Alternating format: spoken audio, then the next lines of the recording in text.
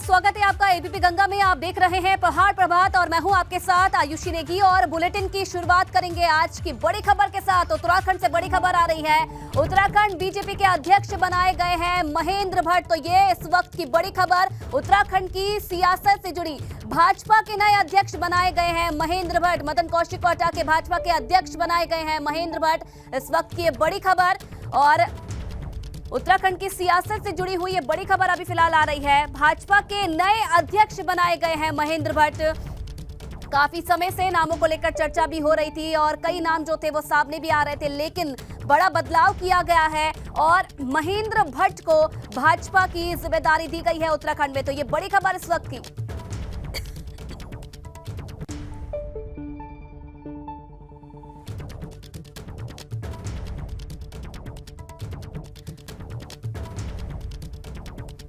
और चलिए फिलहाल इस खबर पर और ज्यादा जानकारी देने के लिए अविनाश तिवारी सीधा हमारे साथ जुड़ रहे हैं फोन लाइन पर। अविनाश, बड़ी खबर है उत्तराखंड की सियासत जुड़ी हुई और महेंद्र भट्ट को अब बीजेपी का अध्यक्ष बना दिया गया है उत्तराखंड में। क्या और जानकारी मिल रही है फिलहाल इस खबर से जुड़ी हुई? जी बिल्कुल, अगर बात करें तो महेंद्र भट्ट 3 दिन पूर्व में ही दिल्ली आए हुए थे और यहाँ पे उन्होंने राष्ट्रीय संगठन महामंत्री वी एस संतोष से मुलाकात की थी, पार्टी के राष्ट्रीय अध्यक्ष जेपी नड्डा से मुलाकात की थी। क्योंकि अगर महेंद्र भट्ट की सियासत पर नजर डाले तो बद्रीनाथ सीट के विधायक रहे हैं और भाजपा के लिए वहां लंबे समय से काम करते आए हैं। आरएसएस में भी वो मजबूत पकड़ रखते हैं। इसके साथ साथ अगर बात करें जिस तरीके से उत्तराखंड में दूसरी बार भाजपा की सरकार का गठन हुआ है और कुमाऊं मंडल को ज्यादा महत्व मिला क्योंकि सीएम भी कुमाऊं मंडल से आते हैं और ऐसे में गढ़वाल मंडल को महत्व नहीं दिया गया था क्योंकि मौजूदा प्रदेश अध्यक्ष मदन कौशिक भी कुमाऊं मंडल से आते, चूंकि हरिद्वार से वो रहने वाले थे, मैदानी इलाके से रहने वाले थे। तो ऐसे में बीजेपी गढ़वाल रीजन को महत्व देना चाहती थी और पहाड़ का कोई प्रदेश अध्यक्ष बनाना चाहती थी क्योंकि कांग्रेस के जो प्रदेश अध्यक्ष है अभी करण महारा वो पहाड़ से ही आते हैं। तो लिहाजा उन्हीं को चुनौती देते हुए बीजेपी ने अपने जो प्रदेश अध्यक्ष है उनको पहाड़ से घोषित किया है और महेंद्र भट्ट के नाम की अब घोषणा हो गई। अब जल्दी संगठन के जो तमाम सारे पद हैं उनको भी भरे जाएंगे और फिर से नए संगठन का पुनर्निर्माण किया जाएगा और 2024 लक्ष्य होगा जहां पे 5 लोकसभा सीट जीतना नए प्रदेश अध्यक्ष के लिए नई चुनौती होगी। जी चलिए, बहुत धन्यवाद अविनाश आपका तमाम जानकारी देने के लिए। और अब हमारे साथ सीधे इस खबर पर और ज्यादा जानकारी देने के लिए अजीत सिंह राठी सीधा जुड़ रहे हैं लाइव, ब्यूरो चीफ। अजीत जी, बड़ा बदलाव किया गया है। अभी उत्तराखंड में जीत हासिल की बीजेपी ने और अब 2024 की तैयारी की जा रही है और इस बीच ये बड़ा बदलाव फिलहाल किया गया है। महेंद्र भट्ट को जिम्मेदारी अब दी गई है। जी आयुषी, देखिए ये चूंकि पिछले 1 सप्ताह से लगातार ये चर्चा चल रही थी कि मदन कौशिक को बदला जाना संभव हो सकता है, तो मदन कौशिक के बदलने की जो आशंकाएं थी वो हकीकत में बदल गई और आज उनको बदल दिया गया। उनको पद से हटा करके महेंद्र भट्ट जो बद्रीनाथ से भी चुनाव हारे हैं, विधानसभा चुनाव हारे हैं, तो उनको प्रदेश अध्यक्ष बना दिया गया। आयुषी, ये संयोगी है कि उत्तराखंड में इस बार दोनों ही पार्टियों ने प्रदेश अध्यक्ष पर हारे हुए विधायकों पर दांव लगाया है। तो करण महारा भी कांग्रेस से प्रदेश विधायक रानीखेत से चुनाव हार गए थे, उनको भी प्रदेश अध्यक्ष बनाया गया और महेंद्र भट्ट भी बद्रीनाथ से चुनाव हारने के बाद प्रदेश अध्यक्ष बन गए हैं। हो सकता है ये भारतीय जनता पार्टी की अंदरूनी राजनीति का एक हिस्सा रहा हो, लेकिन चूंकि मदन कौशिक का कार्यकाल नवंबर में खत्म हो रहा था, जो टेन्योर एक फिक्स टेन्योर होता है भारतीय जनता पार्टी के संविधान के अनुसार, तो लेकिन फिर भी 3-4 महीने पहले उनको हटा देना, तो ये भारतीय जनता पार्टी की अंदरूनी सियासत का हिस्सा माना जा रहा है। और चूंकि ये भी देखा जा रहा था कि मुख्यमंत्री और प्रदेश अध्यक्ष के बीच में बहुत सामंजस्य नहीं बैठ रहा था, क्योंकि मुख्यमंत्री जब भी हरिद्वार जाते थे तो जितने भी बार वो गए हैं तो 2-3 कार्यक्रमों में मदन कौशिक उनके साथ रहे हैं। तो ऐसे में संगठन को ऊपर भी कहीं लगने लगा था कि कहीं ये जो अंदरूनी की मतभेद हैं तो ये किसी तरह का नुकसान पार्टी को आने वाले समय में ना पहुंचाएं। हालांकि मदन कौशिक का दावा बहुत मजबूत था उनकी प्रदेश अध्यक्षी में, उनकी अगुवाई में।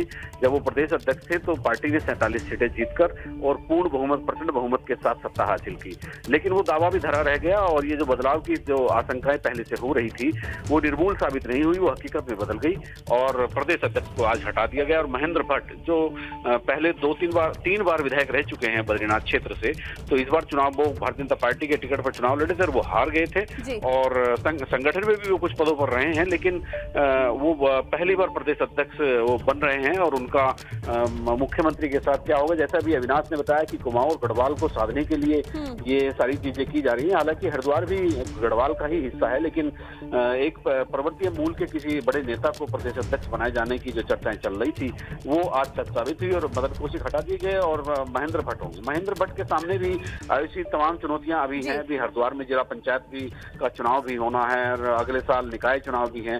तो महेंद्र भट्ट को भी कसौटी पर खरा उतरना पड़ेगा पार्टी के लिए कि वो किस तरह की रणनीति को अंजाम देकर पार्टी को आगे बढ़ाने का प्रयास करते हैं। जी जी क्या माना जाए अजीत जी, क्योंकि देखिए 2024 का चुनाव भी अब काफी नजदीक है और जैसा कि आपने भी इस बात का जिक्र किया कि एक विशेष वोट बैंक को साधने की कोशिश की जाएगी, तो महेंद्र भट्ट का नाम सामने लाना, प्रदेश अध्यक्ष की जिम्मेदारी उन्हें देना, तो क्या ये आने वाले समय में मदद कर पाएगा भाजपा के लिए?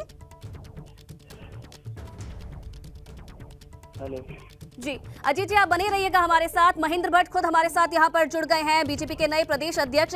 महेंद्र जी, बहुत स्वागत है आपका एबीपी गंगा में और सबसे पहले आपको बहुत बहुत बधाई। एक नई जिम्मेदारी पार्टी ने आपको दी है, किस तरीके से देखते हैं आप इस जिम्मेदारी को? देखिए, मैं तो बहुत छोटा कार्यकर्ता हूँ और पार्टी के राष्ट्रीय नेतृत्व ने, प्रदेश नेतृत्व ने ये महत्वपूर्ण जिम्मेवारी मुझे दी है। मैं विश्वास दिलाता हूँ कि पार्टी को आने वाले समय पे जो भी संगठनात्मक कार्यक्रम हो, चाहे चुनाव संबंधी कार्यक्रम, रात दिन मेहनत कर पार्टी को नरेंद्र मोदी जी की जो देश के प्रति जो भाव है, उस भाव को और आगे बढ़ाने के लिए मैं रात दिन मेहनत करूंगा। जी क्या अब, क्योंकि देखिए बहुत सारी चुनौतियां भी अब आपके सामने हैं, आने वाले समय में पंचायत चुनाव है, 2024 का चुनाव है, क्या कुछ प्राथमिकताएं आपकी रहेंगी? सबसे पहले क्या कुछ चीजों पर आप काम करना चाहेंगे? देखिए, सबसे बड़ी बात है कार्यकर्ता एकजुट है। उत्तराखंड के अंदर संगठनात्मक बहुत अच्छा स्वरूप है। हमारे पूर्व के संगठन के अध्यक्ष हो, चाहे हमारे मुख्यमंत्री, वर्तमान मुख्यमंत्री, सब लोगों ने बड़े प्रयासपूर्वक संगठन को आगे बढ़ाया है और मुझे तो केवल कार्यकर्ताओं के साथ सहयोगी के रूप में मुझे रहना है। और मैं विश्वास दिलाता हूँ कि पंचायत चुनाव है, लोकसभा का चुनाव, हर चुनाव में भारतीय जनता पार्टी फतेह करेगी। उत्तराखंड के अंदर हम नंबर 1 के दल है और नंबर 1 के दल के रूप में हमारी भूमिका सदैव रहे, ये मेरी जिम्मेवारी भी है और इसके लिए मैं रात दिन मेहनत करूंगा। जी, रात दिन मेहनत आप करेंगे, बात आप कह रहे हैं। आगे क्या कुछ रणनीति आपकी रहेगी इन सब चीजों के लिए, क्योंकि चुनाव पास में है और इस बीच आपको, क्योंकि अभी जीत हासिल की है, प्रदेश में डबल इंजन की सरकार है, तो कैसे अब ये विजय रथ को आप आगे ले जाना चाहेंगे? देखिए, सब कार्यकर्ताओं के सहयोग से हम लोग आगे बढ़ते हैं। सभी कार्यकर्ता मिलकर निर्णय लेते हैं। हमारे वरिष्ठ कार्यकर्ताओं के साथ बातचीत करके सब कार्यकर्ता मिलजुल कर, और जहाँ जहाँ चुनाव है, खास तौर पर हरिद्वार जनपद के अंदर पंचायत का चुनाव है, मैं वहाँ के सब कार्यकर्ता मिलकर और यथा योग्य निर्णय के आधार पर हम जिला पंचायत के चुनाव में, चाहे क्षेत्र पंचायत चुनाव हो, नगर पंचायत, नगर पालिका, उसके ग्राम सभा के चुनाव है, उनमें हम लोग रात दिन मेहनत कर पार्टी को जीत की ओर बढ़ाएंगे। जी क्योंकि देखिए अब कई नामों का जो था इसमें जिक्र था, लेकिन फिर भी जो भाजपा है उन्होंने आप पर जो है विश्वास जताया है। किसे श्रेय देना चाहेंगे आप इस पूरा, क्योंकि आपको एक नई जिम्मेदारी यहाँ पर दी गई है? देखिए, सभी कार्यकर्ताओं का आशीर्वाद है। मुख्य रूप से मैं अपने राष्ट्रीय नेतृत्व का, माननीय राष्ट्रीय अध्यक्ष जी का, अपने अमित शाह जी का, देश के महामहिम प्रधानमंत्री आदरणीय मोदी जी का, हमारे महामंत्री संगठन संतोष जी का, प्रदेश के नेतृत्व का पुष्कर धामी जी का, अपने यहाँ के अध्यक्ष मदन कौशिक जी, सबके प्रति मैं हृदय से आभारी हूँ कि ये जिम्मेवारी आपने मुझे दी। जी, पंचायत चुनाव के बाद देखिए महेंद्र जी, 2024 का चुनाव काफी बड़ा रहने वाला है आपके लिए और अब इस बीच आपको ये जिम्मेदारी दी गई है, तो 2024 के लिए विशेष रूप से क्या रणनीति रहेगी आपकी, उसके लिए क्या तैयारी रहेगी? देखिए, पार्टी रात दिन हम हर कार्यक्रम के आधार पर सब विषयों की चर्चा करते हैं और जहाँ तक 2024 का विषय है तो मैं कह सकता हूँ कि उत्तराखंड के अंदर भारतीय जनता पार्टी ने 5 लोकसभाएं पहले भी जीती थी।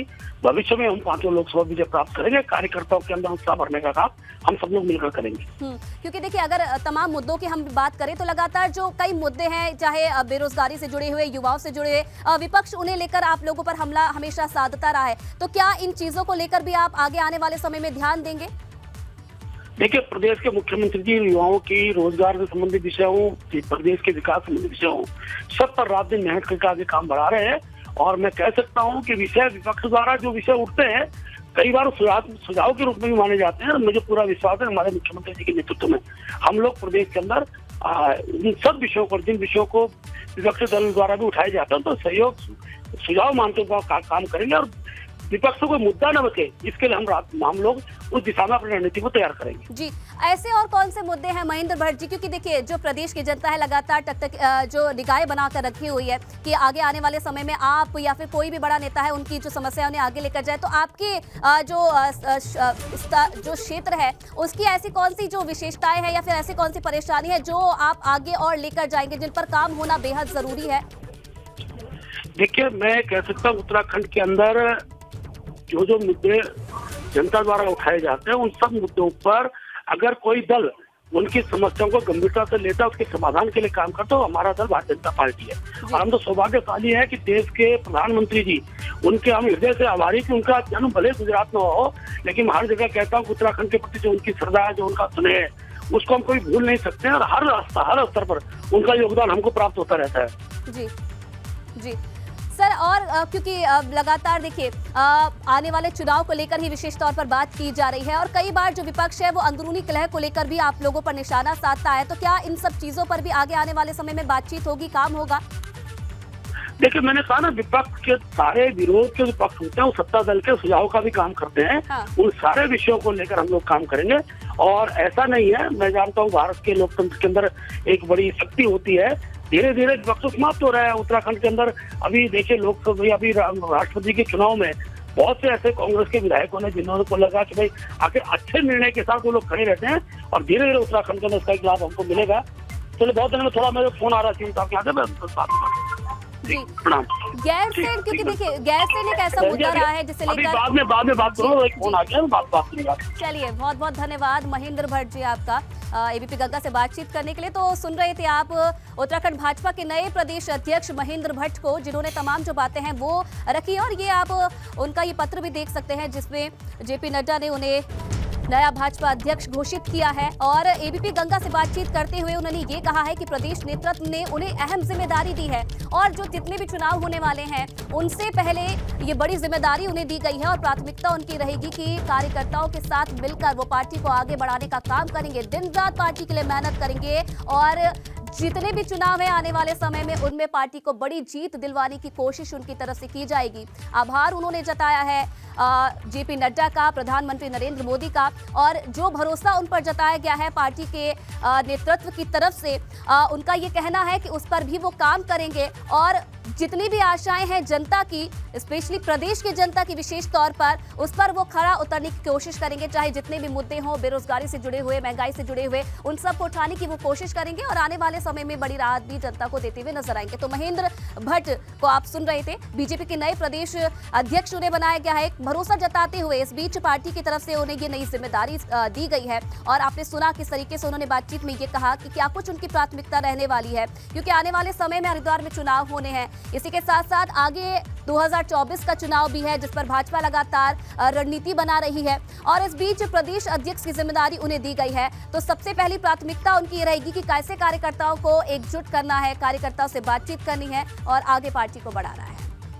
का बात करेंगे आसमान से बरसती आफत की, तो जोशीमठ से बड़ी खबर है जहां जोशीमठ बद्रीनाथ हाईवे कल शाम से बंद पड़ा है। पानी के सैलाब में 15 मीटर सड़क बह गई। उफान पर खचारा और लामबगड़ नाला है और हाईवे बहाल करने में बीआरओ जुड़ा हुआ है। बद्रीनाथ जाने वाली गाड़ियों को पांडुकेश्वर और लामबगड़ में रोका गया है। तो किस तरीके से मानसून लगातार आफत बरसा रहा है उसकी तस्वीरें भी आप देख रहे हैं। और इधर पौड़ी में राष्ट्रीय राजमार्ग 58 बाधित हो गया है। हनुमान मंदिर के पास पहाड़ी से मलबा आने से सड़क बंद हो गई है। पहाड़ी से आ रहा मलबा और बोल्डर रुद्रप्रयाग और चमोली जाने वाले वाहनों को खिरसू डाइवर्ट किया गया है। तो पौड़ी में राष्ट्रीय राजमार्ग 58 बाधित हो गया है। पहाड़ी से मलबा आने का सिलसिला लगातार जारी है जिसकी वजह से सड़क बंद हो गई है और अब जो रूट है उसे डाइवर्ट कर दिया गया है। और चलिए आगे बढ़ेंगे, बड़ी खबर रुद्रप्रयाग से है। रुद्रप्रयाग के पहाड़ों पर बारिश के बाद भूस्खलन का दौर जारी है। केदारनाथ हाईवे पर भी जगह जगह भूस्खलन जारी है। केदारनाथ हाईवे के बांसवाड़ा में जबरदस्त भूस्खलन हुआ है जिस कारण से जो राजमार्ग है वो बंद हो गया है और बारिश के कारण जगह जगह राजमार्ग के साथ ही मोटर मार्ग बंद हो रहे हैं और आम जनता की दिक्कतें बढ़ रही हैं। रुद्रप्रयाग जनपद के प्रसिद्ध पर्यटक स्थल मिनी स्विट्जरलैंड चौपता को जोड़ने वाला भीरी चौपता मोटर मार्ग भी बंद हो गया है। पलदुवाड़ी में मोटर मार्ग का एक हिस्सा पूर्ण रूप से ध्वस्त हो गया है। यहाँ पर मोटर मार्ग पैदल आवाजाही करने लायक भी नहीं बचा है। ये तस्वीरें आप देखिए, केदारनाथ हाईवे पर भूस्खलन हो गया है। पैदल आवाजाही में लोगों को किस तरीके से दिक्कत हो रही है दूसरी तस्वीरों में आप देखिए। जो पर्यटक हैं वो भी काफ़ी परेशान अब हो रहे हैं और एक बार फिर से आगे आने वाले समय के लिए भी मौसम विभाग की तरफ से ऑरेंज अलर्ट जारी किया गया है। इसलिए ज़रूरी हो जाता है लोगों को सावधान रहना, क्योंकि बावजूद इसके बार बार प्रशासन के अवगत कराने के बावजूद भी जो लोग हैं जान जोखिम में डालकर सफ़र कर रहे हैं। और इसी बीच देखिए रुद्रप्रयाग केदारनाथ हाईवे पर बांसवाड़ा में जबरदस्त भूस्खलन हो गया है। जगह जगह भूस्खलन होने की वजह से आवाजाही भी ठप हो गई है। चौपता को जोड़ने वाला धीरी मोटर मार्ग ध्वस्त हो गया है, तो रुद्रप्रयाग केदारनाथ हाईवे भी अब ठप हो गया है। बांसवाड़ा में जबरदस्त भूस्खलन हुआ है और जगह जगह भूस्खलन होने की वजह से जो आवाजाही है वो भी ठप हो गई है। और इधर देखिए उत्तराखंड में आज भी भारी बारिश का अलर्ट है, तो पहाड़ पर आने जाने वाले और पहाड़ी इलाकों में रहने वाले लोगों को सावधान रहने की जरूरत है। आज 7 जिलों में बारिश का ऑरेंज अलर्ट जारी किया गया है। देहरादून, टिहरी, पौड़ी, चंपावत, नैनीताल, पिथौरागढ़, बागेश्वर में भारी बारिश का अनुमान है और कल यानी कि 31 जुलाई तक भारी बारिश का ऑरेंज अलर्ट जारी किया गया है। तो इन 7 जिलों में मौसम विभाग की तरफ से ऑरेंज अलर्ट जारी किया गया है। देहरादून, टिहरी, पौड़ी और चंपावत ये वो जिले हैं जिनमें भारी बारिश का अनुमान जताया गया है। नैनीताल, पिथौरागढ़ और बागेश्वर में भी भारी बारिश का मौसम विभाग की तरफ से अनुमान जताया गया है।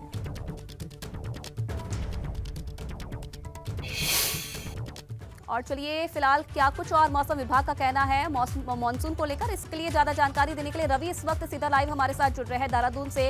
रवि, एक बार फिर से ऑरेंज अलर्ट जारी किया गया है विशेष तौर पर 7 जिलों के लिए, क्या तैयारी है प्रशासन की और आगे आने वाले समय में कैसा मौसम रहने वाला है? आज क्या है मौसम का हाल, ये भी बताइए। जी बिल्कुल, देखिए जिन 7 जिलों की आपने बात की है उनमें ऑरेंज अलर्ट है, यानी कि सतर्क रहने की जरूरत है। और ऐसे में जो 3 जिले हैं वो गढ़वाल के और 4 जिले कुमाऊं के हैं, जहां पर कि आप बहुत ज़्यादा बारिश की संभावना मौसम विभाग ने जताई है। और इस पूर्वानुमान को देखें तो प्रदेश में उन जिलों में बहुत ज़्यादा बारिश देखने को मिल भी रही है। इस वक्त अगर देहरादून शहर की हम बात करें तो यहाँ पर भी रात से बारिश का जो सिलसिला है वो जारी है। मैदानी इलाकों में बारिश है क्योंकि पूरे प्रदेश में ही बारिश का सिलसिला जारी रहेगा, लेकिन 7 जिले अलर्ट पर रखे गए हैं। ऐसे में जहाँ तक तैयारियों की बात है तो पूरी तैयारियाँ हैं। तमाम जो संवेदनशील जो इलाके हैं जहाँ पर भूस्खलन हो सकता है वहाँ पर JCB पहले से तैनात की गई है।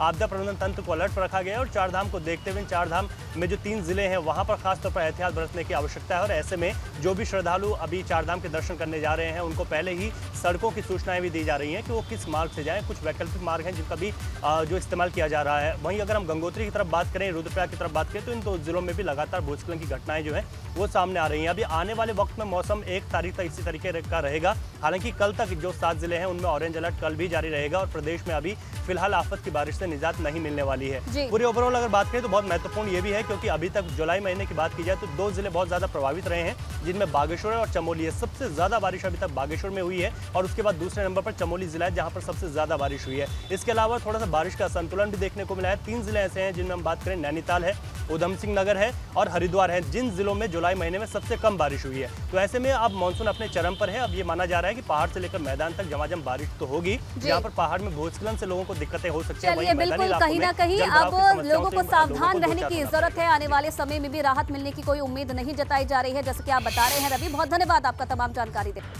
और चलिए फिलहाल इस बुलेटिन में इतना ही। तमाम खबरों के लिए आप बने रहिए ABP गंगा के साथ।